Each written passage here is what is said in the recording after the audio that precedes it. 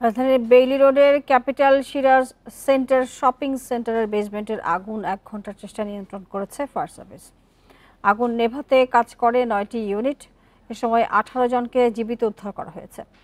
Fire service জানিয়েছে, সন্ধ্যা ৬:৪০টার দিকে ভবনটিতে আগুন লাগে। খবর পেয়ে প্রথমে ৩টি ইউনিট আগুন নিয়ন্ত্রণে কাজ শুরু করে। পরে যোগ দেয় আরও ৬টি ইউনিট। তবে আগুন লাগার কারণ জানাতে পারেনি ফায়ার সার্ভিস। এদিকে ভবনটি থেকে ১৮ জনকে জীবিত উদ্ধার করেছেন ফায়ার সার্ভিস কর্মীরা। এদের মধ্যে ৭ জন পুরুষ, নারী ৯ জন আর শিশু ২ জন।